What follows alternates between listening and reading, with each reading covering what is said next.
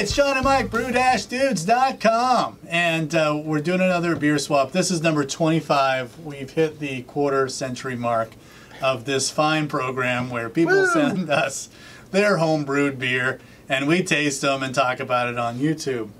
After a few weeks of being out in the field, here we are back at the table. Back at the table because brew swaps. Because beer swaps, absolutely. Yeah. This is coming from a guy named Brian out of Ohio. The email that I received from him had the subject line of dessert porter ? And this, I don't have too much information about this, but I do have the cap. And this is an MVP Baltic porter. Maple, vanilla, peanut butter porter. The ABV is 8.8%. It was bottled on April 16th, 2016, which we all know was a good year for beer. And the IBUs are 33.5 IBUs. So it's a porter style, so we probably should have some roasted malt action in there, but from the aroma, which right off the top when we opened up the bottle, it was coming out. I mean, I'm smelling lots of maple. Yeah. Some tinges of peanut butter for sure. Yeah, yeah. And I'm sure if I get my nose in there, I'll smell some vanilla as well. Dessert porter, I think, from just the smell of it, suits this beer to a T. Yeah. So let me taste it. You tell me what you're getting out of it. Well, just with it sitting on the table before I even picked it up, I'm definitely getting the maple, vanilla, peanut butter aroma. To be honest with you, my very first aroma, I thought what I was getting was like a peanut butter and like banana sandwich. I was going to say banana. And so it's really interesting to think about how, like, but then when you taste it, I mean, if you really think about real maple syrup and vanilla, I can see how that sort of would trick you a little bit into grabbing a little banana, like a ripe banana on a peanut butter sandwich. I mean, it's there, but that's just a trick of the mind. I mean, it definitely is maple and vanilla. I don't want to misrepresent it by any stretch of the imagination, but that was the first thing that hit my mind. But it's there, though. There's an ester quality mixing in with the maple and vanilla that's making me think banana, but not like Hefeweizen banana. I mean, it's the flavor.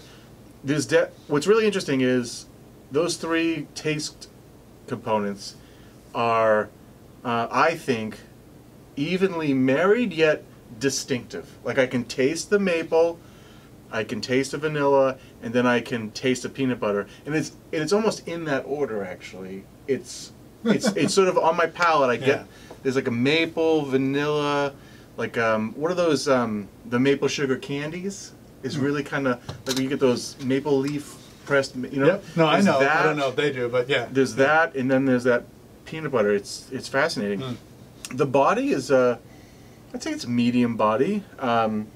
It's drinkable. I don't think it doesn't drink like 8%. I think there's a little hotness there. A little bit of hotness there. Yeah. There's a sweetness in there for sure. Which could be a higher finishing gravity with the finishing.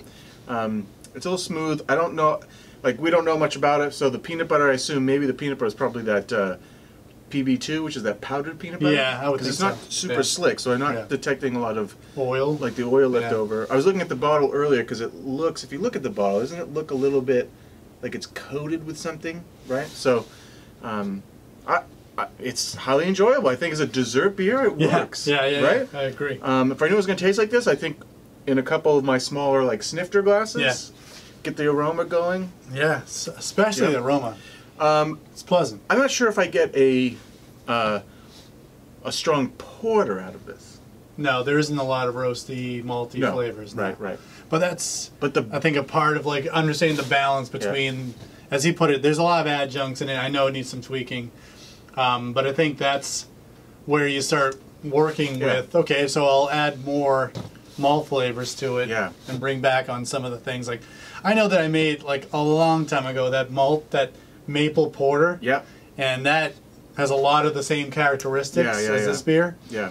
But that's something that I learned as I went. Like, I knew that that wasn't going to work in another beer. I almost wonder if it would be like who knows what the grain bill was, right? But I wonder if there's like a higher Lovibond crystal in here. I'd maybe try to balance to a lower Lovibond crystal, just so because there's a sweetness coming through, which is probably the maple. Could be some esters from fermentation. Again, if I'm talking about esters and fermentation, I mean maybe doing a few split batches and playing with a couple different yeasts to see how that plays with this. Yeah.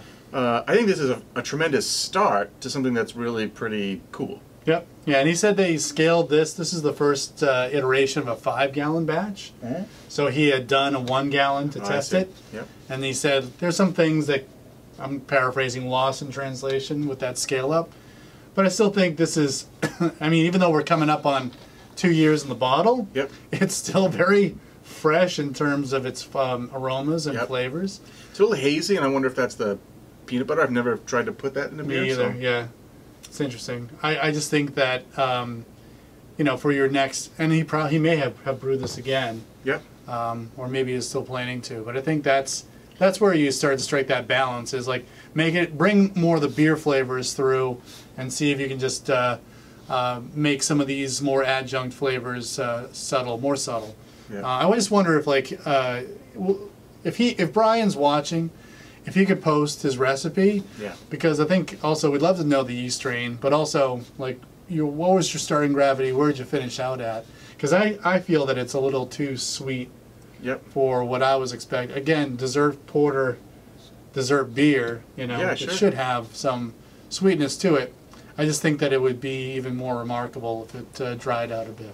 Yeah, I mean, I think that's what you're going to battle in this, right, with the maple syrup and the nature of the beer, and depending on the, you know, like I mentioned, the crystals or whatever, it's getting it to dry out enough but still have a maple character. There's plenty of maple character right now, so that's right. Losing some of it wouldn't be a tragedy. No, I agree. Yeah. All right, well, awesome. One of the more experimental beers we've had, yes, swapped or sent to us for yes, sure.